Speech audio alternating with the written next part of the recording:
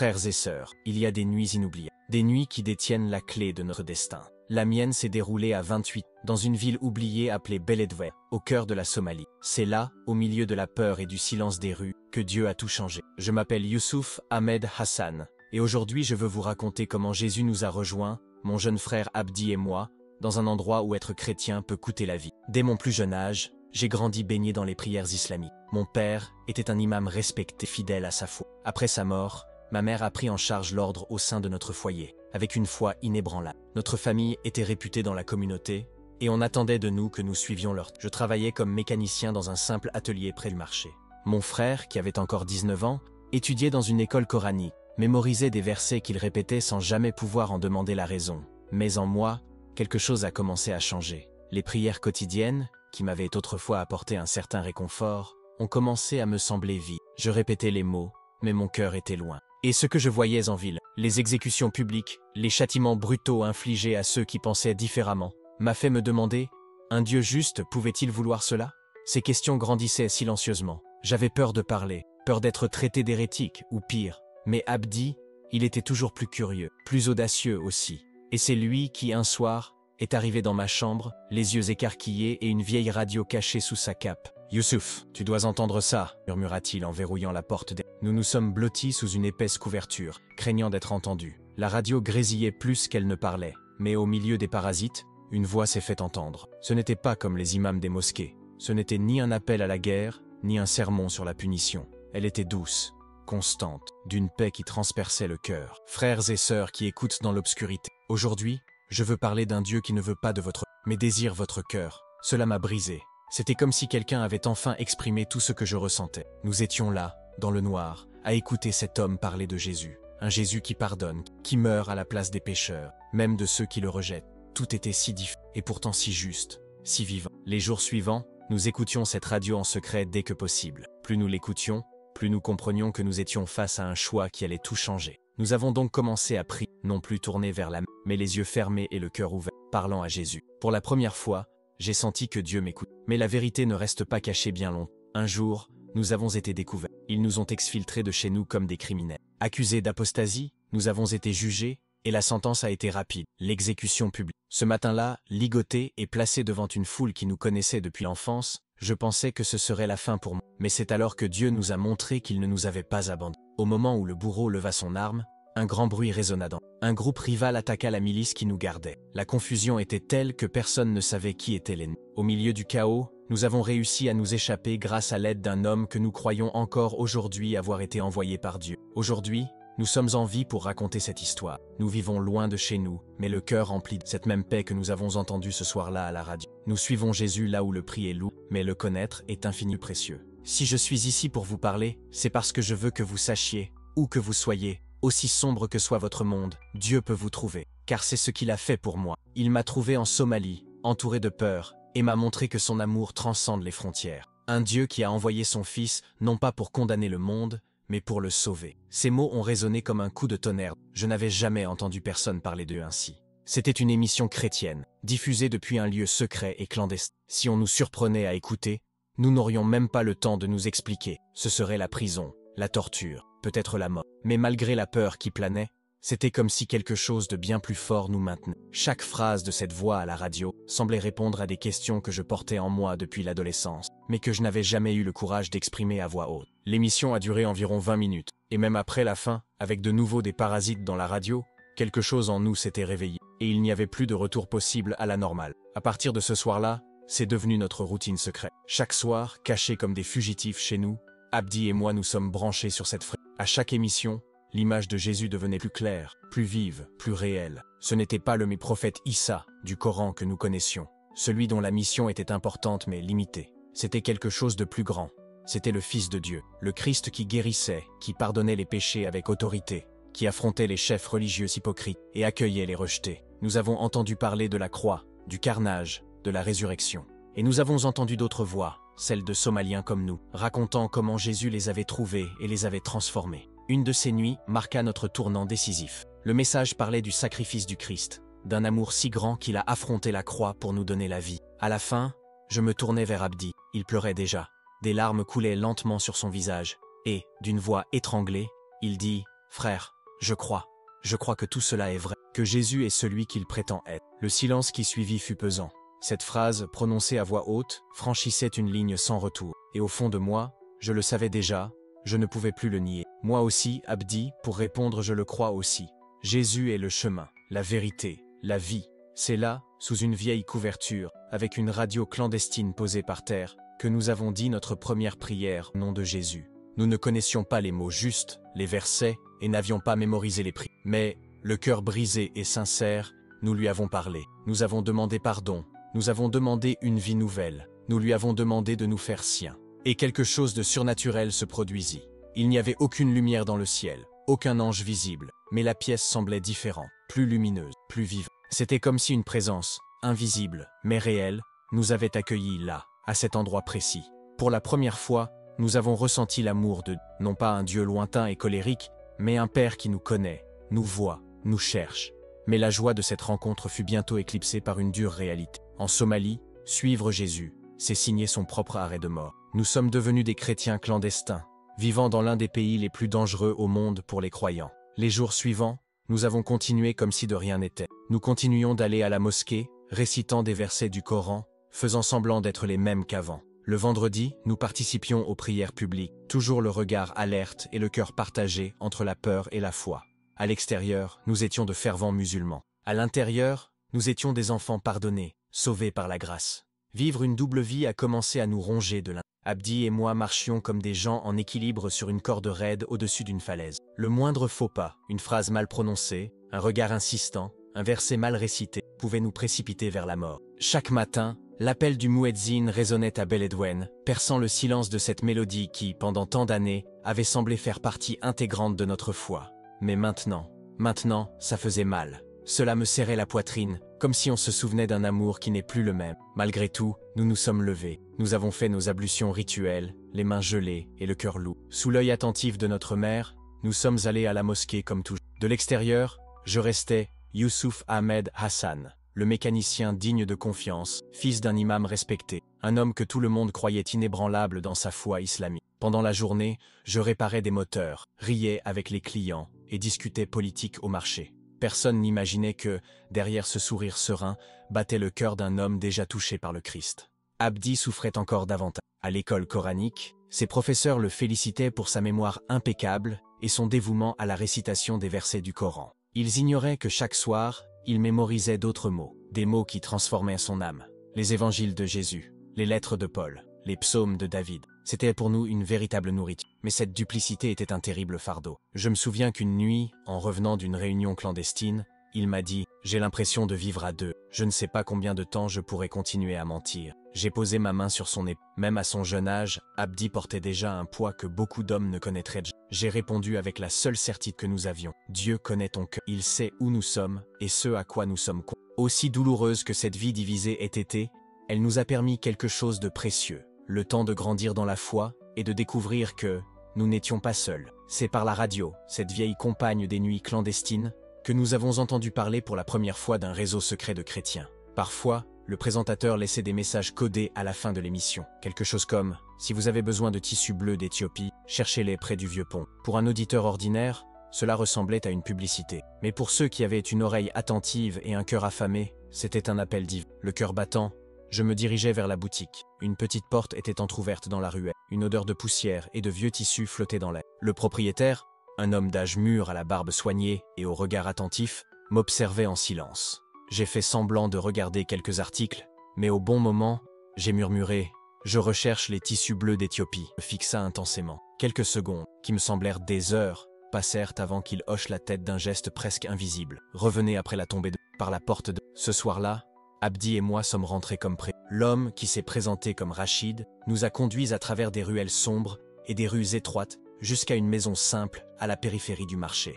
Lorsque la porte s'est ouverte, nous nous sommes précipités à l'intérieur et les rideaux ont été tirés avec empressement. C'est alors que nous avons entendu les mots qui ont tout confirmé. « Que la paix du Christ soit avec vous ». Cette phrase, dans un pays où le nom de Jésus n'était autorisé que dans des limites religieuses très précises, sonnait comme un hymne à la liberté. C'était réel, c'était vrai. Nous n'étions pas seuls. Ce soir-là, nous avons rencontré les 11 autres, des hommes et des femmes comme nous, qui avaient entendu l'évangile à la radio, en rêve ou en fuyant la violence. et qui avaient trouvé Jésus au milieu de la souffrance. Chacun avec une histoire, chacun avec des cicatrices, mais tous avaient les yeux brillants de la même foi qui brûlait désormais. C'est là, dans ce lieu caché aux murs simples et au cœur dévoué, que l'Église est née pour nous, non pas comme un bâtiment, mais comme un corps vivant, l'Église clandestine de Beledweyne. Ils étaient là, nos frères et sœurs en Christ. Amina, une infirmière de 35 ans, a rencontré Jésus alors qu'elle soignait des soldats blessés dans un hôpital de Mogadiscio. Au milieu des draps tachés et des cris de douleur, elle a trouvé la paix dans les pages déchirées d'un Nouveau Testament laissé par un patient étranger. Ibrahim, un enseignant à la retraite, avait trouvé une Bible abandonnée sur un siège de... Curieux, il avait emporté le livre chez lui, caché parmi de vieux. Sa lecture l'avait complètement désarmé. Lima et Farah, un jeune couple, ont élevé leurs 2 enfants avec sagesse. En apparence, ils formaient une famille musulmane ordinaire. Ils emmenaient leurs enfants à la mosquée, comme s'ils suivaient simplement la tradition. Mais à l'intérieur, le soir, ils parlèrent de Jésus, les lumières éteintes et le cœur illuminé. Et nous étions tous là, cachés, mais unis. Il est difficile d'expliquer ce que nous avons ressenti en réalisant que nous n'étions pas seuls. La foi en Jésus, que nous pensions n'appartenir qu'à nous, avait déjà touché d'autres cœurs, d'âge, d'horizons et de lieux différents. C'était une famille invisible mais réelle, unie non par le sang ou la culture, mais par un Dieu qui transcende les frontières et atteint même les endroits les plus improbables. Chacun avait une histoire différente, mais le même coup, vivre entre 2 mondes. Les réunions étaient à notre souffle. Elles avaient lieu toutes les 2 semaines, mais c'était le seul moment où nous respirions vraiment. Chaque réunion avait lieu dans un lieu différent, parfois chez Rachid, parfois dans le petit appartement d'Amina, ou dans un entrepôt de tissus où travaillait un autre. La sécurité était prise au sérieux. Nous sommes arrivés séparément, toujours à distance les uns des autres. Jamais plus de 4 personnes dans un véhicule. Les fenêtres étaient recouvertes de lourdes couvertures. Les voix étaient étouffées. Les portes étaient verrouillées. Pourtant, rien de tout cela ne nous a arrêtés. Au contraire, cela rendait chaque rencontre plus précieuse. Nous avons chanté des hymnes dans des murmures à peine audibles. Les mélodies étaient à peine audibles, mais elles emplissèrent la pièce d'une puissance qu'aucune musique forte ne... C'était comme si le Saint-Esprit chantait avec nous, même dans le silence. Rachid, avec son calme et sa patience, nous guidait à travers les Écritures. Nous n'avions pas de Bible physique, trop dangereuse.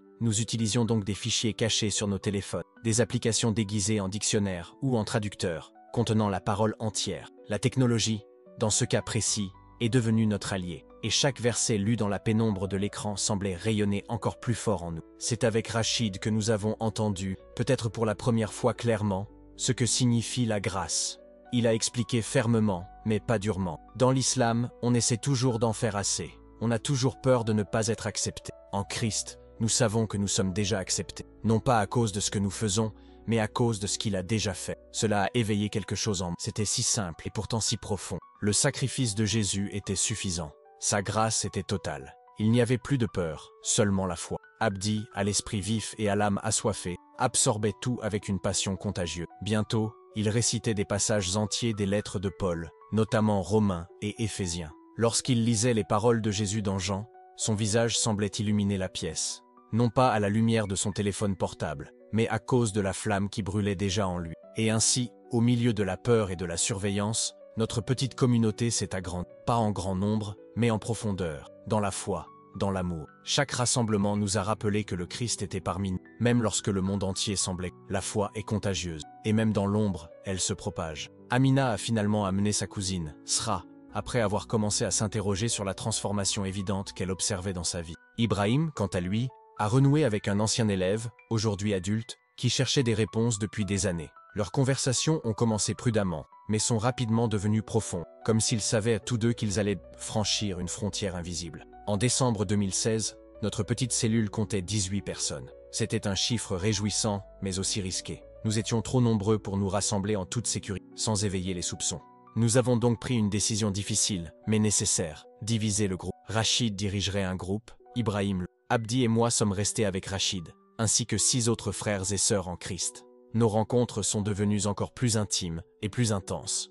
Ce n'était pas seulement un moment d'étude de la parole, mais aussi un moment de sollicitude mutuelle. Nous avons partagé nos difficultés, nos peurs et ces petites victoires que seuls ceux qui vivent cachés savent apprécier. Nous avons prié les uns pour les autres, avec une urgence que seule une vie sous la menace constante peut comprendre. Chaque rencontre aurait pu être la dernière pour chacun d'entre nous. Je n'oublierai jamais une nuit de janvier 2017. Jalima, une femme courageuse, avait amené ses 2 jeunes enfants à la réunion, un événement extrêmement rare pour des raisons évidentes de sécurité. Son fils aîné, âgé de 7 ans seulement, avait insisté. « Je veux rencontrer les amis de... » Les mots sortirent de sa bouche avec une douceur et un courage qui nous désarmaient. Et quand, la voix tremblante et les yeux écarquillés, « Jésus, s'il te plaît, protège tout le monde ici. » Il n'y avait pas un œil sec dans cette salle. Là, nous avons réalisé encore plus clairement, ce que nous construisions n'était pas seulement pour notre survie, c'était pour eux, pour leurs enfants, pour la génération à venir. Nous plantions des graines de foi dans un sol dangereux mais fertile. Mais dans les endroits où règne l'obscurité,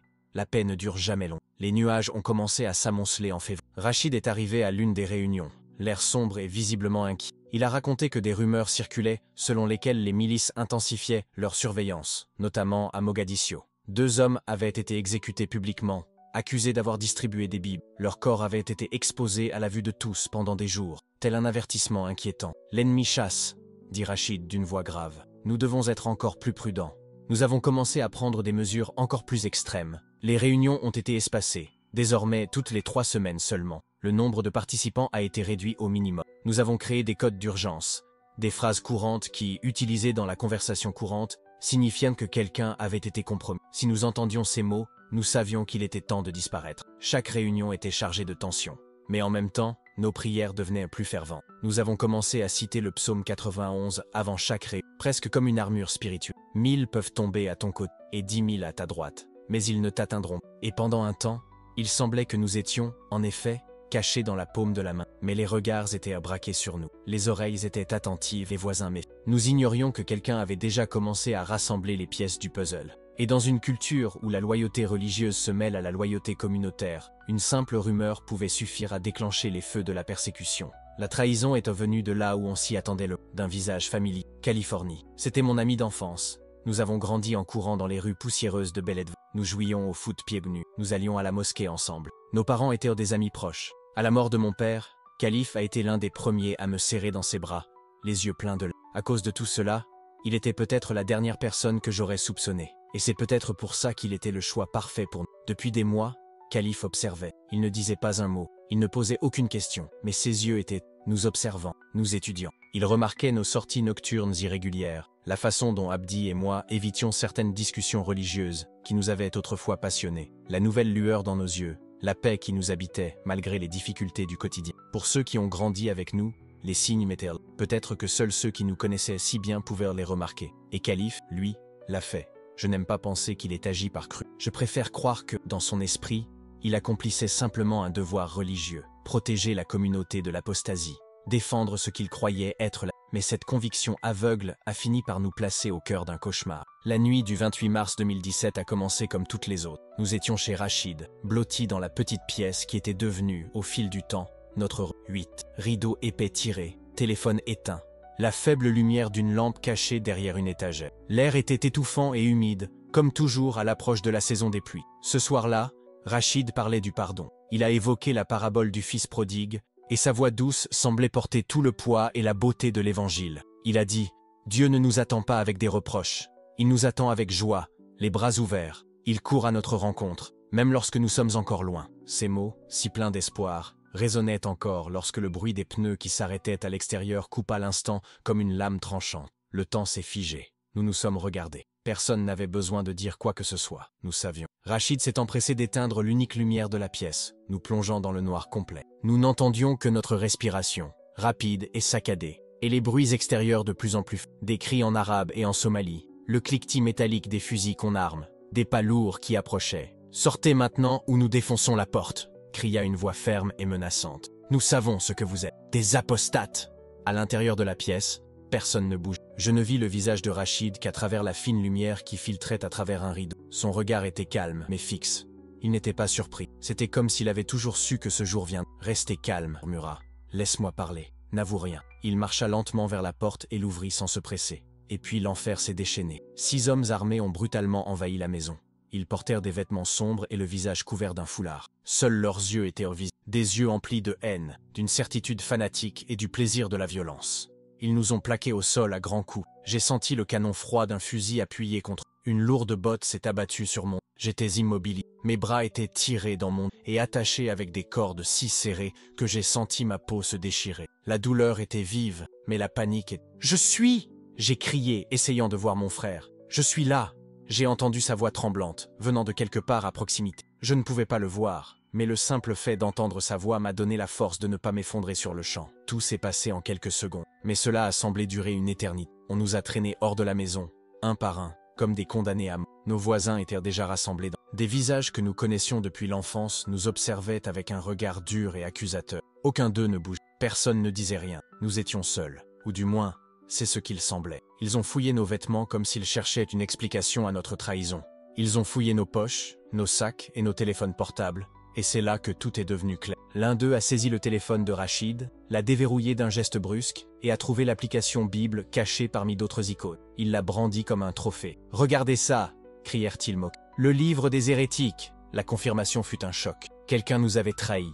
L'idée de trahison, jusque-là un soupçon murmuré, devint une douleur lancinante dans ma poitrine. Tandis qu'ils nous poussèrent dehors et nous forçaient à monter dans les camions, je cherchais des visages familiers dans la foule qui se rassemblait dans l'ombre. C'est alors que je le vis. Calife. L'espace d'un instant, nos regards se croisèrent. Il n'y avait aucune tristesse en lui, seulement une satisfaction froide. Le coup de poignard de la trahison avait été plus profond que n'importe quelle corde ou n'importe quel nœud. Nous étions séparés. Abdi me lança un dernier regard d'aide. Ses lèvres s'agitèrent dans une prière silencieuse qui me sermonnait. Le trajet jusqu'à l'entrepôt fut, mais chaque kilomètre apportait une peur indescriptible. Les miliciens restèrent silencieux, observant simplement, comme si nous étions un spectacle indescriptible. L'entrepôt était un amas de métal et d'ombre, sans fenêtre, avec quelques lampes éparses qui dissipaient à peine l'obscurité sur les murs. L'odeur à l'intérieur rappelait celle de l'huile et du fer usagé, un endroit où personne ne venait demander justice.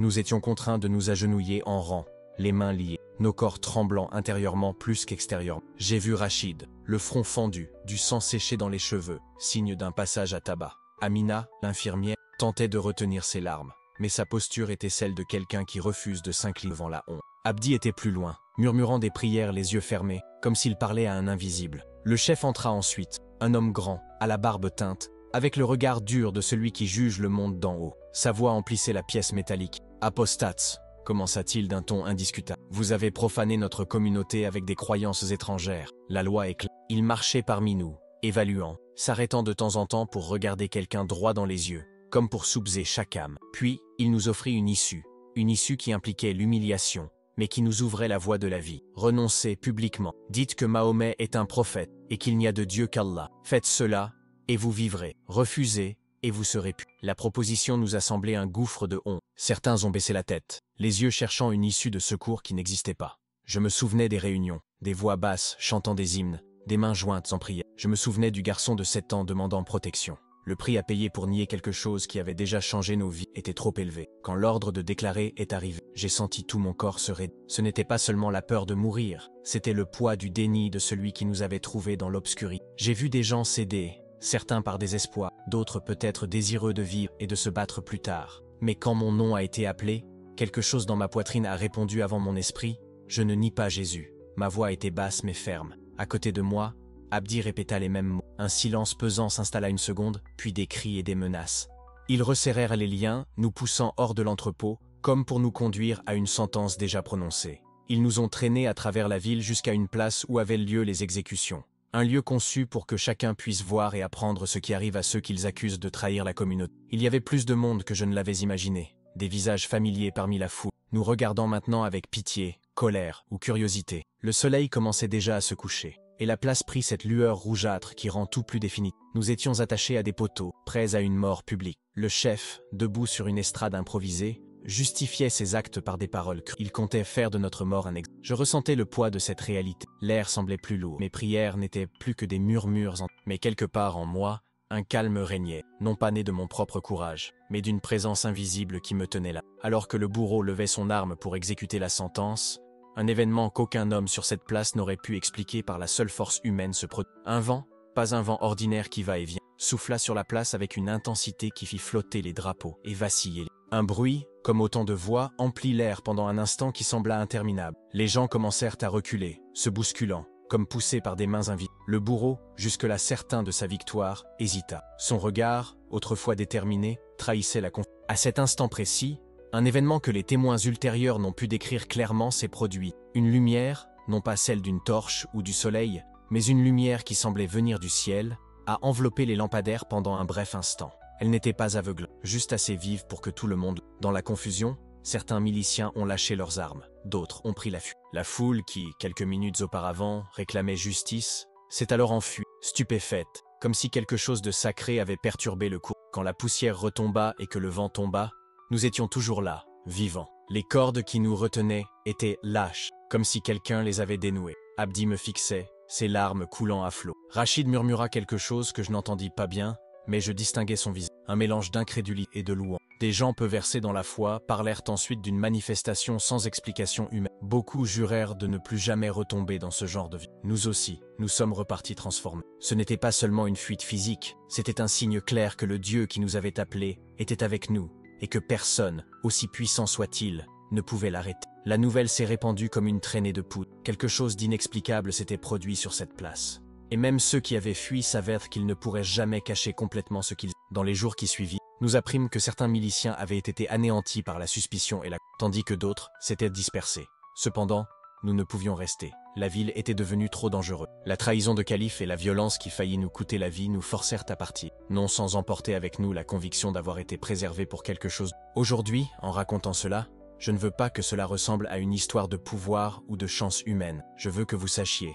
Une main nous a soutenus, une main qui nous a retrouvés dans une radio perdue, qui nous a accueillis dans cette pièce étouffante, qui a dénoué les liens sur cette plaie. Si vous entendez cela et ressentez une lueur d'espoir dans votre cœur, sachez ceci. Dieu agit même quand tout semble perdre. Cette fois, le voyage avait un poids différent. Nous savions où nous allions. Le marché central de Beledwen, l'endroit où nous achetions du pain, où nous saluions nos voisins, où nous avions grandi, serait désormais le théâtre de notre, ou peut-être de notre dernier témoignage. Tandis que le véhicule tanguait sur les routes accidentées, mon cœur battait si fort que j'avais du mal à respirer. Mes poignets me faisaient mal à cause des cordes tendues, mais ce n'était pas grave. C'était encore plus douloureux de penser que mes amis d'enfance pourraient être, que quelqu'un prenait des photos, que le monde entier pourrait nous voir tomber. Mais à côté de moi, Rachid se mit à pied doucement, comme si même les chaînes ne touffaient sa foi. Seigneur, donne-nous la force de persévérer jusqu'à la fin, que ton nom soit glorifié ici-bas. Ces paroles me touchèrent profondément. Au lieu de la panique, je commençais à ressentir une paix profonde, non pas l'absence de peur, mais la présence de Dieu au milieu de la... À notre arrivée, la place était déjà pleine. Les gens se pressaient comme pour un spectacle. Certains affichaient des regards curieux, d'autres méprisants. Mais ce qui me blessait, c'était le silence. Un silence pesant, comme si chacun savait qu'il allait voir quelque chose d'inoubliable. On nous a extraits des véhicules et alignés devant la... Derrière nous se trouvait une structure de fortune, des pieux de bois plantés dans le sol, avec des cordes qui pendaient, prêtes à nous attacher. Le chef, debout sur une caisse, s'est mis à crier. Il a parlé de pureté religieuse, de justice divine, de châtiment exemplaire. Mais tout ce que j'ai entendu, au fond de moi, c'est ce doux murmure. Je suis avec toi jusqu'à la fin. Un par un, nous fûmes présentés à la foule. C'était comme un procès sans défense, une condamnation écrite d'avance. Quand vint mon tour de parler, on me demanda à nouveau si je reniais le Christ. J'ai pris une grande inspiration. J'avais la bouche sèche, mais mon âme vivante. Jésus est mon sauveur. Il est mort pour moi. Je ne le renierai pas. Un silence pesant s'ensuivit, puis vinrent des rires, des jurons, et même des crachats. Mais je ne me sentais pas diminué. Au contraire, j'avais l'impression d'être à cet instant plus entier que jamais. Abdi a lui aussi tenu. À seulement 19 ans, sa voix était inébranlable. Je préférerais mourir avec Christ que vivre sans lui. Sa réponse fut un coup de poing dans le ventre pour ceux qui nous accusaient. J'ai vu des yeux écarquillés. Même le jeune soldat, celui-là même qui avait évité de nous regarder dans l'ombre, semblait hésiter. Il y avait quelque chose dans cet instant qui les échappait, quelque chose qu'ils ne pouvaient expliquer. Puis quelque chose d'inattendu s'est produit. Avant qu'ils ne nous ligotent, tandis que le chef criait ses ordres, une femme s'est approchée de la foule. Ses pas étaient lents, mais son regard, déterminé. C'était la grand-mère d'Abdi. Elle retira le voile qui lui couvrait la tête et le jeta à terre. Ce ne sont pas des apostates. Ils sont plus purs que beaucoup d'entre vous ici. Et je suis témoin du changement que leur Dieu a opéré en mon fils. Un tumulte emplit la place. Les gardes tentèrent de la tenir à distance, mais le mal était fait. D'autres commencèrent à murmurer. Certains nous crièrent dessus, mais d'autres se contentèrent d'observer, comme si quelque chose en eux s'était réveillé. Le chef ordonna le silence, visiblement gêné par la perte de contrôle. Puis il cria « Apportez les fouets !»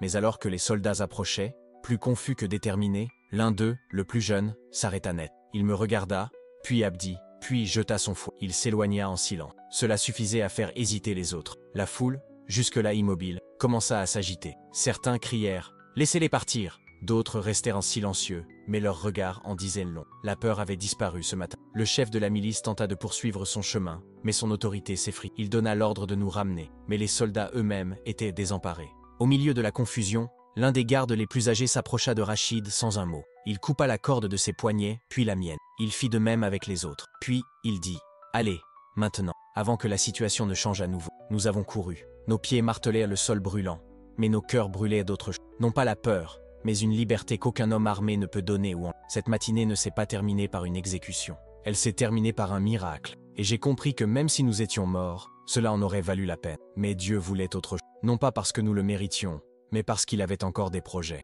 Aujourd'hui, nous partageons cette histoire, non pas en héros, mais en survivant d'une grâce que nous ne pouvons expliquer pleinement. Si vous avez lu jusqu'ici, sachez que cette foi n'est ni une théorie, ni une religion morte. C'est la vie, c'est un feu dans les ténèbres, c'est l'espoir au milieu de la douleur. Si Dieu vous parle, n'endurcissez pas votre... Peut-être vous appelle-t-il en ce moment même. On ne nous a pas conduits par des ruelles, mais par l'avenue principale, jusqu'au centre de Beledwen. Les passants matinaux s'arrêtaient pour nous observer tandis que le véhicule poursuivait sa route. Certains affichaient de l'horreur, d'autres ne pouvaient cacher leur cruelle satisfaction. La nouvelle se répandait vite, chacun savait ce qui allait se passer. Le marché principal de la ville, ce lieu animé, grouillant et bruyant, où nous faisions nos courses et échangions des sourires, était parfaitement silencieux ce matin. Un silence tendu régnait parmi les étals, tandis qu'une foule se rassemblait sur la place centrale, attirée par la sinistre promesse du spectacle qui allait commencer. Quand les camionnettes s'arrêtèrent enfin, ma poitrine se serra si fort que je crus que mon cœur allait exploser. 2 grands acacias, à la cime tordue et sèche,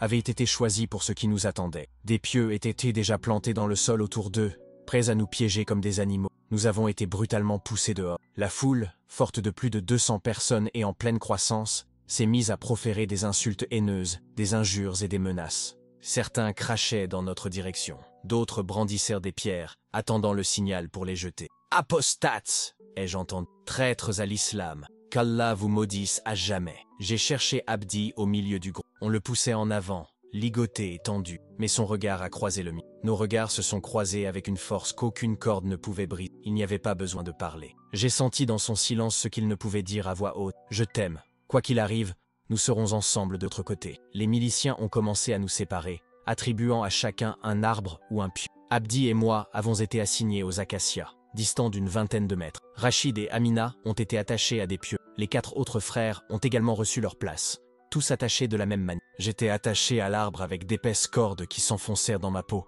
laissant des marques dès les premières minutes. Mes bras étaient tendus autour du tronc, mes poignets si serrés que je commençais à sentir ma circulation sanguine faiblir. L'écorce rugueuse de l'arbre me raclait le dos à travers le tissu fin de ma chemise. Une douleur physique, au milieu de la terreur, passait presque inaperçue. De là où je me trouvais, je pouvais voir Abdi debout à proximité, pâle, la peur gravée sur son visage, mais ses lèvres bougeaient dans une prière silencieuse, et cela m'a donné la force de résister. Debout sur une estrade improvisée, le chef de la milice implora le silence de la foule, qui comptait désormais plus de 300 personnes. Sa voix résonna, pleine d'une autorité glaciale. « Citoyens de Beledwen, vous êtes aujourd'hui témoins de l'application de la charia à ceux qui ont abandonné Allah et son prophète. Ces 8 individus ont choisi les mensonges du christianisme, rejetant la vraie foi. » La foule a répondu par un rugissement d'approbation, rempli de colère et de haine. L'apostasie est un crime passible de la peine de mort. Mais dans sa miséricorde, nous vous offrons une dernière chance de vous repentir. Vous avez refusé cette opportunité,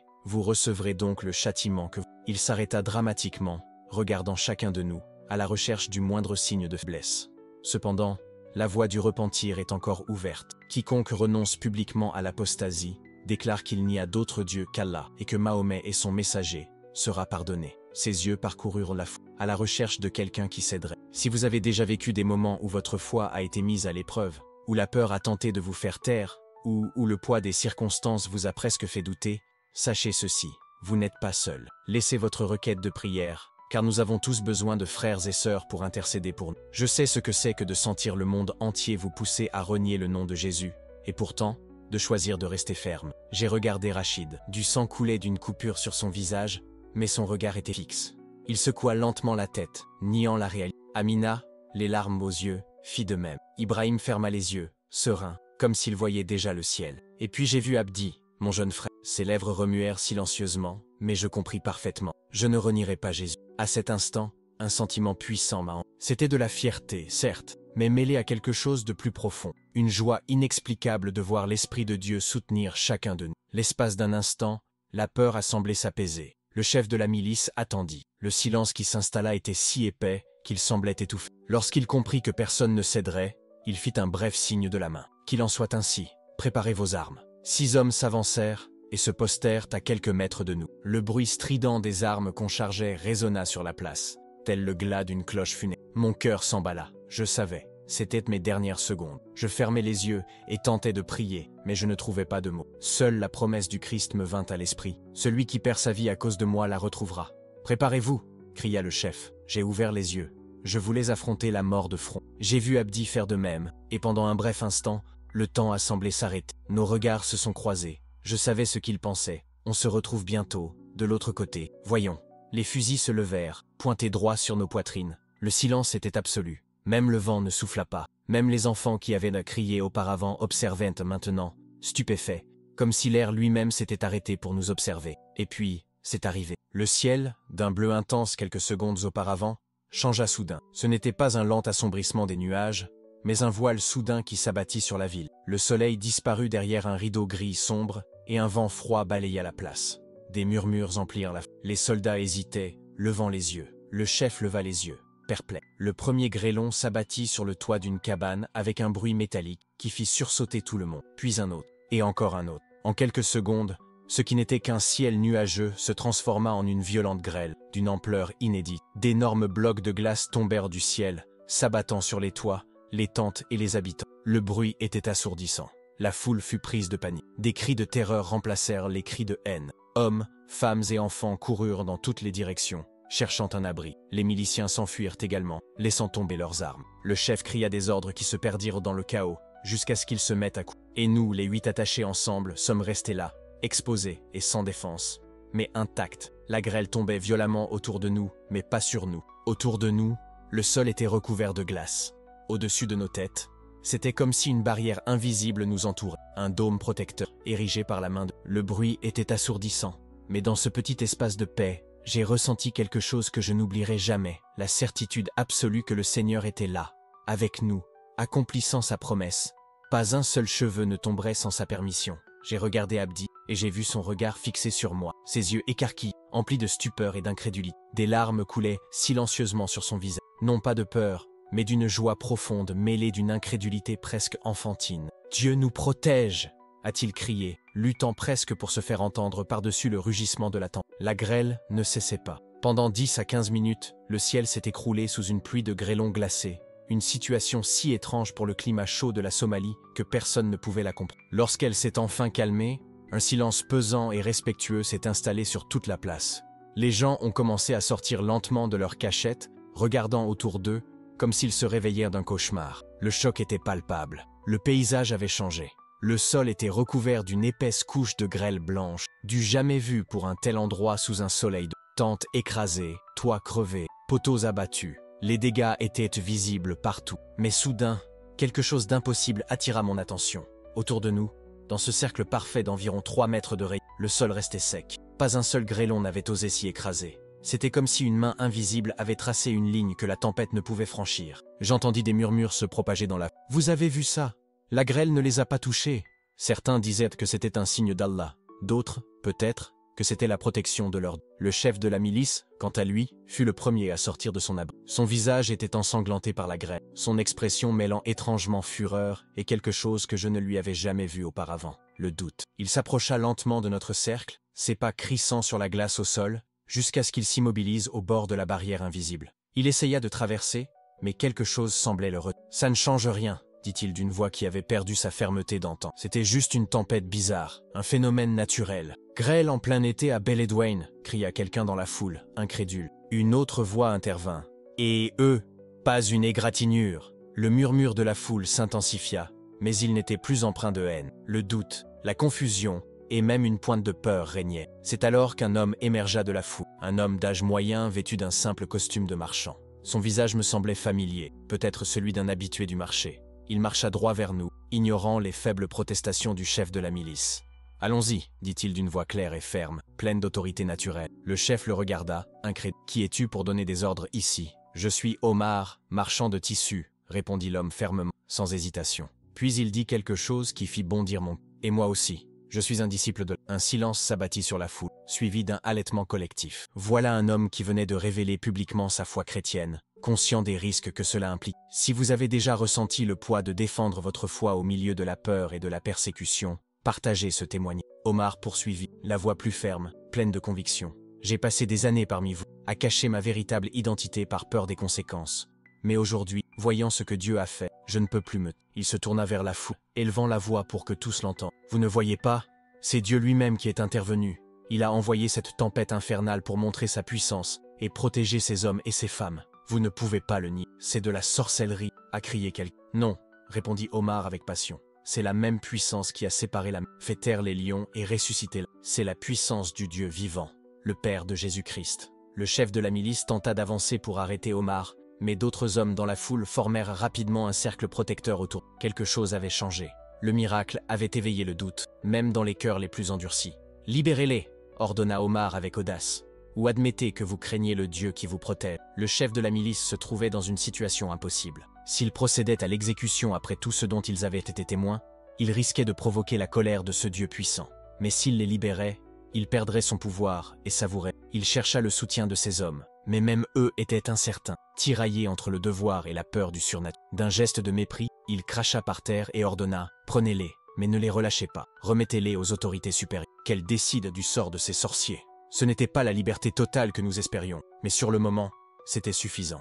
Les miliciens se sont approchés pour nous détacher, et j'ai remarqué que certains d'entre eux évitaient à notre regard, comme s'ils craignaient que nous ne réalisions un autre miracle. Quand les cordes sont enfin tombées et que j'ai pu bouger les bras, la douleur de la circulation sanguine retrouvée m'a rappelé combien nous avions souffert. Abdi, mon frère, s'est détaché de l'arbre à côté de moi et a couru vers moi.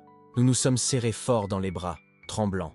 Non pas de peur, mais de soulagement et d'incrédulité à l'idée d'être encore en vie. « Dieu nous a sauvés, mon frère », m'a-t-il murmuré alors. Il nous a vraiment sauvés. Nous étions tous les 8 rassemblés devant la foule silencieuse. Omar, ce marchand courageux qui avait tout risqué pour défendre notre foi, se tenait à proximité, une présence protectrice contre toute réaction violente. Mais alors, quelque chose d'encore plus inattendu se produisit. Une femme âgée se fraya un chemin à travers la foule. C'était Jabiba, une femme respectée de la communauté, connue pour sa foi musulmane et sa piété. Tout le monde s'attendait à ce qu'elle condamne notre courage ou nous rejette. Mais à la surprise générale, elle tomba à genoux devant nous, des larmes ruisselant sur son visage marqué par la vie. « Apprends-moi », dit-elle avec une profonde humilité qui toucha tout le monde. « Apprenez-moi ce Dieu qui les protège », dit-elle d'une voix pleine de sincérité. « J'ai passé ma vie à servir Allah dans la... mais je n'ai jamais vu un tel amour, une telle puissance. » Sa confession sembla briser une barrière invisible. Bientôt, une autre personne s'approcha, puis une autre. Certains voulaient en comprendre, d'autres touchaient simplement ceux qui avaient été miraculeusement épargnés. Le chef de la milice tenta de reprendre le compte, criant des ordres et menaçant d'arrêter quiconque manifestait la moindre sympathie à notre égard. Mais son autorité était affaiblie. Un miracle avait accompli ce qu'aucun argument théologique n'avait pu accomplir. Il avait ouvert les cœurs endurcis à la possibilité que, peut-être, ils étaient sur la mauvaise voie. Ils nous ont conduits jusqu'au camion, mais sans violence. Presque comme s'ils nous respectaient, ou craignaient quelque chose qu'ils ne pouvaient expliquer. Omar a insisté pour nous accompagner, affirmant que si nous étions arrêtés, il partirait aussi.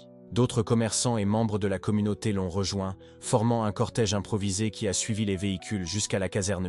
Pendant le voyage, Rachid nous a parlé d'une voix basse et pleine d'espoir. « Frère, ce qui s'est passé aujourd'hui est plus grand que notre délivrance. Dieu a planté une graine à Beledweyne, arrosée par un miracle indéniable. Il ne nous reste plus qu'à croire qu'il fera pousser la moisson. » Et il avait raison. Dans les jours qui suivirent, alors que nous étions détenus, dans des conditions bien meilleures que dans la chambre de torture où nous avions été détenus auparavant, une nouvelle incroyable nous parvint. L'histoire du miracle de la grêle se répandit comme une traînée de poudre dans la ville. Certains tentèrent d'y voir une coïncidence, mais beaucoup ne purent nier ce qu'ils avaient revu de leurs propres yeux. Jabiba, le vieux vendeur d'épices, a commencé à poser des questions à Omar sur la foi chrétienne, et d'autres se sont joints à lui. En quelques semaines, une nouvelle cellule de croyants est née à Beledweyne, plus grande et plus audacieuse que la précédente. Nous avons passé 3 semaines en prison avant de connaître notre véritable libération, obtenue non par des moyens légaux, mais par un acte de... Un officier supérieur, secrètement compatissant à notre cause, a organisé notre transfert vers un autre lieu. De là, un convoi nous a officiellement expulsés en tant que réfugiés religieux. Le voyage jusqu'à la frontière éthiopienne fut long et périlleux, mais nous avons finalement atteint la véritable liberté. Nous avons laissé la Somalie derrière nous, mais nous emportions avec nous le témoignage d'un Dieu qui arrête les exécutions par une averse de grâce. un fait impossible à y. Ces 3 semaines de détention militaire ont été une étrange oscillation entre condamnation et liberté. Les conditions étaient bien meilleures que celles de la chambre de torture. Nous avions des lits, des repas réguliers, et certains proches pouvaient même nous rendre visite, toujours sous stricte surveillance. Ma mère est venue me voir le 3e jour. Elle est entrée dans le salon, le visage caché par son voile, les yeux gonflés par les larmes. Elle est restée assise en face de moi en silence pendant plusieurs minutes avant de finalement parler. « Tout le monde parle de la grêle », murmura-t-elle. « On dit que c'est ton Dieu qui l'a envoyé. » Je restais silencieux, cherchant les mots justes. « C'est le Dieu d'amour, celui-là même qui a toujours été là, qui t'appelle, qui t'attend. » Elle secoua la tête, non pas en signe de rejet catégorique, mais de confusion. « Je ne comprends rien à tout ça, Youssouf. Toute ma vie, j'ai servi Allah. J'ai suivi toutes les règles, » dit ma mère d'une voix tremblante. « Et maintenant, tu me dis que j'avais tort ?» J'ai hoché la tête calmement, essayant d'exprimer ce que je ressentais au fond de moi. « Maman, tu n'as pas fait d'erreur en cherchant Dieu. En fait, il s'est révélé pleinement en Jésus. Ce que tu as vu sur cette place n'était qu'un petit aperçu de son amour et de sa puissance. » Des larmes silencieuses coulèrent sur son visage. Puis elle me regarda dans les yeux, avec une peur timide. « Si je te libère, partiras-tu pour toujours ?» La question m'a transpercé comme un couteau. « Je ne pourrais peut-être pas retourner en Somalie, maman, mais ça ne veut pas dire que je t'ai perdu. » Elle se leva, prête à partir, mais s'arrêta à la porte. Peu après, Jabiba, la vendeuse d'épices, vint me chercher. Nous avons parlé de Jésus, et elle a dit des choses qui l'ont touchée. J'avais hâte de lui répondre avant son départ. Cette conversation m'a redonné espoir. Peut-être que les graines que le miracle avait semées s'épanouissaient réellement dans le cœur de ma... Pendant ce temps, Omar, l'homme d'affaires courageux qui avait tout risqué pour nous défendre, était également détenu, mais dans une autre aile de la prison. Grâce à des messages clandestins transmis par des gardes compatissants, nous avons appris qu'il subissait un interrogatoire intense sur sa foi et ses liens avec... Au début de la 3e semaine, une nouvelle a tout changé. Lors d'une inspection de routine, un officier que nous n'avions jamais vu auparavant apparut, le colonel Bachir. Il parcourait les cellules et, presque sans que personne ne le remarque, laissa tomber un petit papier près de l'endroit où Rachid reposait. Lorsque les gardes partirent, Rachid prit le message et le lut. Son visage s'illumina d'un sourire sincère pour la première fois depuis des semaines. Le message était simple: « Ayez foi, la délivrance arrive. » Nous avons découvert que le colonel Bachir était un chrétien secret, quelqu'un qui avait gardé sa foi secrète pendant des années, tout en gravissant les échelons de l'armée. Le miracle de la grêle l'avait profondément touché,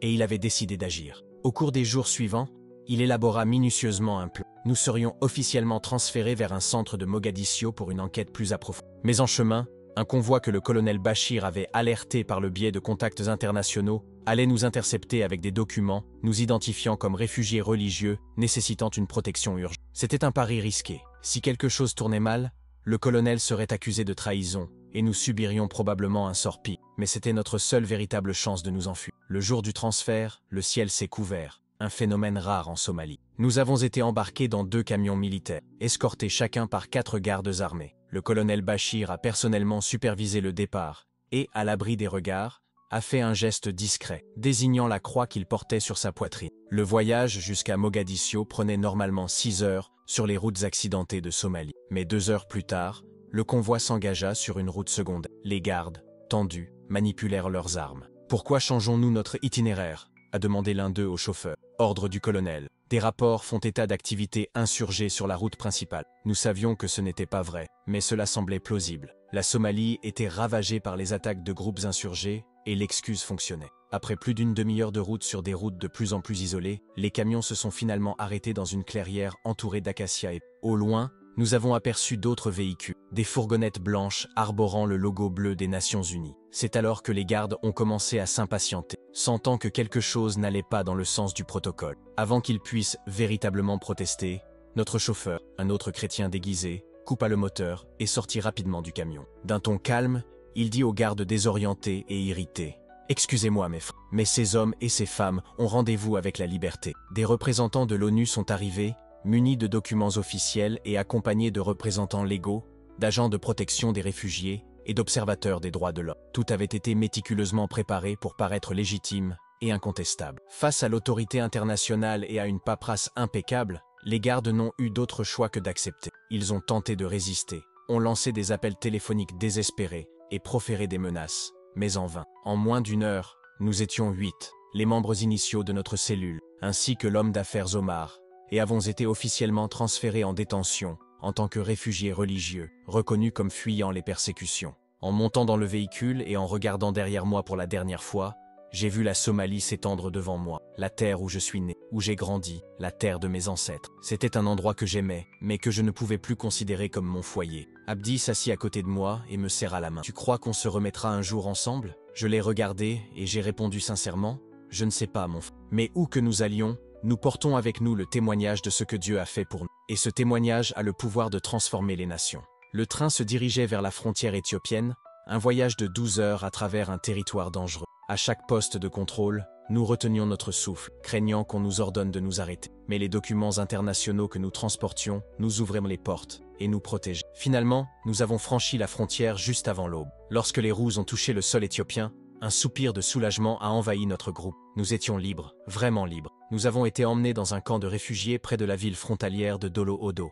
Une mer de tentes blanches s'étendait à perte de vue, abritant des milliers de Somaliens qui avaient fui la violence, la famine et la persécution. Mais nous étions différents. Nous étions réfugiés à cause de notre foi, et notre histoire a rapidement commencé à se répandre parmi les résidents du camp. L'histoire du miracle de la grêle a voyagé de tente en tente, de cercle de conversation en cercle de conversation, grandissant à chaque répétition, mais conservant toujours sa véritable et puissante essence. Dans ce lieu de douleur et de déplacement, nous avons commencé notre ministère le plus simple et le plus efficace à ce jour. Non pas par de grands sermons ou des événements, mais simplement par le partage de notre expérience. Et les gens nous ont écoutés, car ils ne pouvaient nier la puissance d'un témoignage authentique, vécu en corps et en âme. Jabiba, la vieille vendeuse d'épices, traversa la frontière 2 semaines plus tôt. Elle avait pris la décision de suivre Jésus, et sa transformation était un signe clair que Dieu continuait d'œuvrer, même dans les endroits les plus difficiles. Quand nous nous sommes revus au camp, le visage de Jabiba rayonnait d'une paix que je n'avais jamais vue auparavant. Avec un simple sourire, elle m'a dit « Jésus m'a trouvé. Grâce à toi, il m'a trouvé. » Dans les mois qui ont suivi, alors que nous attendions notre transfert vers un nouveau pays, nous avons été témoins d'un événement extraordinaire. Au milieu des conditions difficiles du camp de réfugiés, une communauté de foi dynamique s'est développée. Des personnes d'âge, de tribus et d'horizons différents étaient unies non par l'ethnicité ou la politique, mais par le Christ. C'était comme si le miracle de la grêle avait planté une graine qui a prospéré là, au milieu de l'adversité. Finalement, le jour tant attendu est arrivé. Notre admission au Canada. Quitter le camp a été un moment d'émotion partagée. Nous laissions derrière des frères, des amis et une foi qui s'était renforcée ensemble, mais nous avancions vers un nouvel espoir. Avant l'embarquement, Rachid a rassemblé notre petit groupe et a dit fermement « Souvenez-vous, nous avons été sauvés non seulement pour nous, mais pour porter ce témoignage au monde. Où que nous allions, nous sommes les ambassadeurs du Dieu qui contrôle la grêle et ouvre les prisons. » Il avait raison. Notre véritable mission ne faisait que commencer là. Arriver à Toronto, c'était comme atterrir dans un autre monde. De la chaleur impitoyable de la Somalie à la poussière de l'Éthiopie, nous sommes passés au froid mordant de l'hiver canadien. Un choc qui m'a frappé comme un coup de poing en pleine poitrine. C'était en février 2018, et la neige recouvrait tout d'une épaisse couche silencieuse. Abdi et moi étions logés dans un petit appartement fourni par une agence de réinstallation. Les premières semaines furent difficiles. La langue, la culture, le climat, tout était étranger et accablant. Mais il y avait quelque chose d'encore plus lourd. Nous étions des hommes sans pays, sans famille, à proximité, privés des racines qui avaient si longtemps façonné notre identité. Tout ce que nous portions, c'était notre témoignage et les cicatrices qui le confirmaient. Les marques sur les poignets d'Abdi n'ont jamais complètement disparu. Les cordes qui le retenaient à l'arbre avaient creusé des sillons si profonds qu'ils avaient laissé des cicatrices permanentes, semblables à de petites chaînes de montagne autour de ses bras. Dès qu'il remontait ses manches, les marques étaient visibles, indéniables. Au début, il essayait de le cacher, gêné, mais je le lui rappelais toujours. « Frère, ces cicatrices sont ton témoignage. » Paul était fier des marques de Jésus sur son corps, et tu les as aussi. L'église locale qui nous a accueillis était un mélange diversifié d'immigrants et de réfugiés, tous en quête d'un nouveau départ. Un dimanche matin, ils nous ont invités à partager notre histoire. Pour la première fois, nous avons parlé ouvertement de ce que nous avions vécu à Betway, devant une assemblée qui pouvait nous écouter sans crainte. Quand Abdi a dévoilé ses cicatrices et raconté comment nous avions été ligotés en attendant notre exécution, il n'y avait pas un œil sec dans la salle. Ceux qui vivaient leur foi dans le confort des églises occidentales ont été confrontés au véritable prix de suivre Jésus là où cela peut coûter cher. Après le service, nous avons été entourés d'étreintes, de larmes et de promesses sincères de prix. Mais ensuite, une dame plus âgée s'est approchée, et sa question nous a fait réfléchir profondément. « Comment peuvent-ils pardonner ?» demanda la femme, le regard empli de douleur et de curiosité. « Comment peuvent-ils pardonner à Khalif, celui qui était leur ami et qui les a trahis, aux miliciens qui les ont torturés, à tout un système qui voulait leur ôter la vie ?» La question nous a laissé sans voix un instant. Abdi et moi nous sommes regardés, partageant un silence chargé d'émotions et de... J'avoue que nous n'en sommes pas encore là, ai-je répondu sincèrement. Il y a des jours où le souvenir de la trahison nous brûle comme un feu au cœur. Mais nous nous souvenons toujours d'une chose essentielle. Jésus a pardonné à ceux qui l'ont crucifié. S'il a pu le faire, alors nous devons essayer aussi. Partagez ce message si vous savez que le véritable pardon est l'un des défis les plus difficiles et en même temps l'une des plus grandes libertés qu'offre la foi chrétienne. Dans les mois qui ont suivi, notre histoire s'est répandue au-delà de la petite congrégation qui nous avait accueillis. Nous avons été invités à prendre la parole dans des églises, lors de conférences sur les réfugiés et d'événements sur les droits humains. Chaque fois que nous avons partagé notre expérience, l'impact a été le même. Des personnes à l'aise prenant conscience de la réalité de l'Église persécutée, des croyants tièdes confrontés au véritable prix de la foi chrétienne. Mais la nouvelle la plus réjouissante arriva par le biais du réseau clandestin de frères en Somalie. Le miracle de la grêle continuait d'inspirer. Jabiba, le marchand d'épices respecté, avait formé une cellule secrète qui comptait désormais plus de 30 membres. Omar, le marchand courageux, avait été libéré et aidait désormais d'autres chrétiens à s'échapper discrètement. Et quelque chose m'a profondément touché. Ma mère a commencé à assister à l'union secrète. Dans un message crypté, elle m'a écrit « Je ne comprends pas tout et je nie ce que j'ai vu de mes propres yeux. Mais le Dieu qui a protégé mes enfants de la grêle est réel. Je veux le connaître. » Ces mots m'ont fait pleurer pendant des heures. Cette graine, qui semblait fragile, germait dans ce cœur que je croyais fermé à jamais. Rachid, Amina, Ibrahim et les autres membres de notre cellule d'origine ont été transférés dans différents pays, États-Unis, Norvège, Australie. Mais nous restons en contact permanent. Nous avons constitué un réseau mondial de témoins du miracle de Bellway. 1 an après notre arrivée au Canada, nous avons organisé une conférence virtuelle réunissant des frères et sœurs dispersés à travers le monde pour célébrer l'anniversaire de notre libération. C'était clair comme jamais auparavant. Dieu nous a dispersés comme des graines dans le vent. Et partout où nous sommes tombés, nous avons commencé à porter du fruit. Abdi a trouvé sa vocation à Toronto, et dans d'autres réfugiés somaliens non seulement à s'adapter à leur nouvelle vie, mais aussi à trouver Jésus. Les cicatrices sur ses bras sont devenues sa marque la plus marquante, un témoignage vivant du prix qu'il a payé pour sa foi. J'ai commencé à travailler avec des organisations de défense des droits de l'homme, à documenter des cas de persécution religieuse et à aider d'autres frères à trouver un refuge sûr. Et ainsi le voyage continue, un témoignage qui ne finit jamais, mais qui se multiplie à chaque vie touchée par la puissance de Dieu. J'ai l'impression que toute ma vie, mon éducation, mes expériences et même ma douleur a été une préparation à cette mission si particulière. Les cicatrices que nous portons, visibles ou cachées dans nos cœurs, ne sont pas des marques de défaite. Ce sont des signes d'honneur. Chacune d'elles témoigne de la fidélité d'un Dieu qui ne nous a jamais abandonnés, même dans les moments les plus sombres. Chaque fois que je regarde les marques sur les poignets de je me souviens de cette place de Belledwin, où la grêle tombait comme des balles, nous protégeant d'une mort certaine. C'est là que j'ai appris une vérité qui me reste gravée dans ma mémoire. Nous servons un Dieu qui accomplit encore des... 7 ans se sont écoulés depuis ce matin. 7 ans pour regarder en arrière et comprendre ce qui s'est réellement passé. Ce n'était ni un hasard, ni une coïncidence. C'était la main de Dieu qui se révélait au... Ce moment de protection ne venait pas de notre force ou de notre courage, mais de la fidélité de celui qui honore ceux qui tiennent bon, même quand tout autour d'eux semble s'écrouler. La grêle n'est pas tombée parce que nous étions parfaits ou méritions, mais parce qu'il est fidèle. Au fil du temps, j'ai appris que les miracles sont rarement destinés à nous réconforter. Nous n'avons pas été sauvés pour vivre cachés dans la peur, mais pour témoigner de ce que Dieu peut accomplir quand tout semble perdu. Parfois, le but d'un miracle n'est pas d'apaiser la douleur, mais de la transformer en témoignage capable d'éveiller la foi chez les autres. Les déserts que nous traversons, qu'il s'agisse de maladies, d'échecs, de pertes ou d'abandon, peuvent devenir un terrain fertile où Dieu inscrit sa gloire. Et je le vois dans les cicatrices d'Abdi, des marques profondes qui, pour beaucoup, pourraient ressembler à des défauts, mais qui, pour nous, sont des trophées. Elles sont la preuve vivante que la foi a survécu. Ces blessures ne nous excluent pas de l'appel. Au contraire, elles nous relient à un sauveur qui a souffert lui aussi, qui a été blessé par amour, et la trahison qui nous avait autrefois blessés, celle de veau, a lentement perdu de sa force.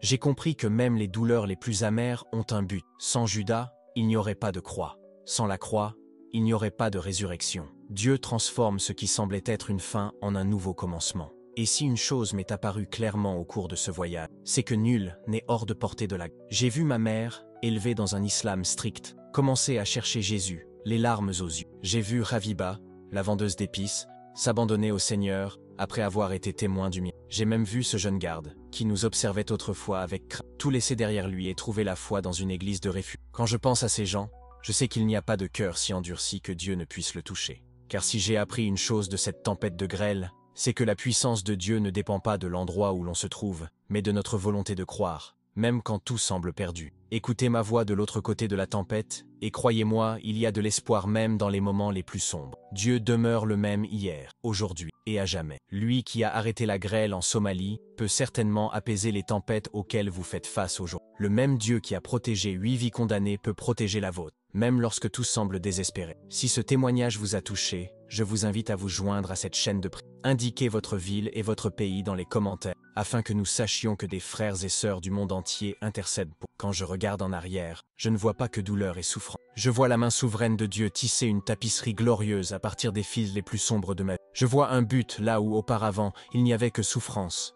Je vois la victoire là où tout semblait être une défaite. Et surtout, je vois un Dieu qui n'a pas changé, dont la puissance n'a jamais diminué, et dont l'amour n'a jamais fait défaut. Pour ceux d'entre vous qui m'ont accompagné dans ce voyage, nous avons clos ce chapitre ici, mais pour beaucoup, ce n'est que le début d'une nouvelle histoire. Aujourd'hui, je vis à Toronto, au Canada, avec mon frère Abdi. Chaque aube nous rappelle que nous servons un Dieu qui retient les tempêtes insurmontables, transforme les trahisons en témoignages et n'abandonne jamais ses enfants dans les vallées les plus sombres. Ce témoignage n'est pas seulement c'est l'histoire de Rachid, qui dirige aujourd'hui une église de réfugiés dans le Minnesota. D'Amina, devenue infirmière en Norvège, elle partage l'évangile avec des patients musulmans. D'Ibrahim, qui, à 70 ans, enseigne dans une école biblique en Australie. D'Omar, qui a tout risqué et aide aujourd'hui des chrétiens persécutés à trouver refuge. C'est aussi l'histoire de Jabiba, la vendeuse d'épices qui a rencontré le Christ à 68 ans et qui aujourd'hui enseigne secrètement à des femmes en Somalie. Et celle de ma mère, qui a déclaré sa foi en Jésus l'année dernière